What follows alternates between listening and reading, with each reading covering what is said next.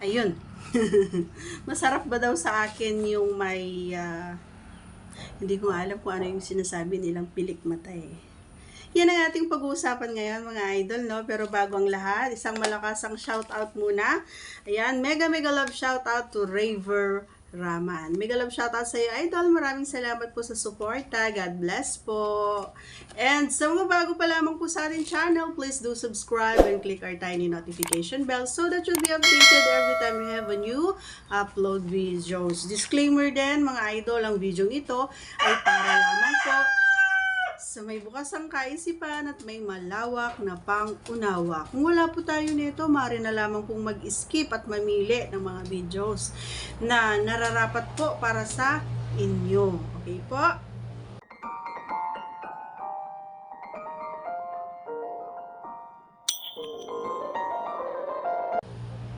So, ayun. Hindi pa ako nakakakita nung sinasabi mo, idol. Pero, may dumaan dito sa wall ko, no, na yun yung topic niya and nakita ko siya.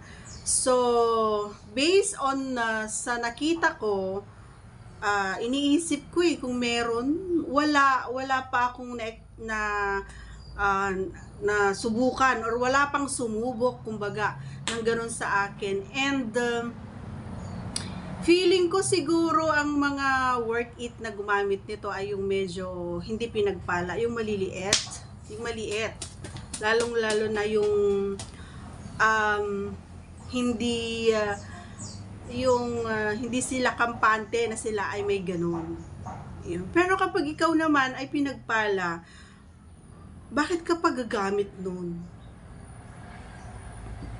Pero pag sa akin mo gamitin yon, wag mo nang subukan. Masisira buhay mo. Charot. Hindi, joke lang. Wag mo nang subukan, idol, kasi sigurado ako na hindi ko iaalaw ang mga ganong bagay kasi nakakatakot. Alam mo ba kung bakit? Paano kapag naalis yun? Maiiwan doon. 'Di ba? Kawawa naman yun. So, it's better na hayaan mo na ganun lang. Kung ano yung ibinigay sa'yo, then be thankful. Diba nga? And hindi ko naman dinidiscriminate yung iba na gumagamit, no? So, buhay mo yan, diskarte mo yan, and alam mo, idol, dapat kapag gumagamit ka ng ganito, be sure na inalaw ka din ng partner mo. Okay? Huwag kang gagamit nito na hindi ka inaalaw ng partner mo. Kasi baka magulat siya isang araw, uy, bakit ganun? Parang nag-iba. Alam mo, may nag-PM sa akin yan, babae din. Sabi niya, nagulat daw siya, bakit daw biglang lumiit. Parang naging ano daw siya ulit. Parang bagong-bago daw sila. Pero, alam mo ang ano niya, ang inayawan niya, meron na daw lumalabas sa kanya na kulay P. So, hindi niya nagustuhan. Sabi niya, masarap siya, idol, pero hindi nagulat na lang ako kasi bakit may ganon. Hindi naman ako nagrereklamo kahit na siya ay jute, sabi niya.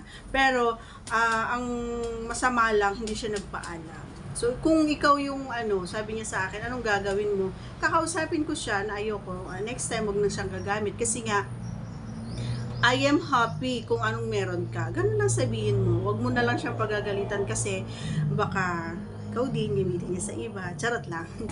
Ayun. So, sa akin, dahil sa akin mo tinanong kung masarap ba, never ko pang nakita yan. Ayan. Never ko pang nakita in person. Napapanood ko lang siya. And never pa akong gumamit, never pa akong ginamitan. Ayan, yung tamang word actually. And huwag mong susubukan na gamitin sa akin. Ayoko talaga. No. Big no para sa akin yan. Okay? Kesyo masarap man yan or hindi, wala akong pakialam. Basta ayaw ko. Ayaw. Okay? So, sa mga naka-experience nito, congratulations kasi kung ano man yung na-feel mo nung time na yon, and that's your life, 'di ba? Bakit? Hindi naman why mo yan Diyan ka masaya 'di ba?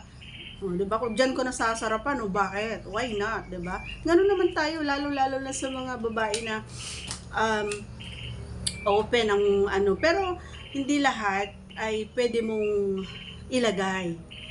So, pagdating kasi sa mga ganito, mga idol, kailangan ng paalam sa inyong mga partner. Okay? So, yun lang.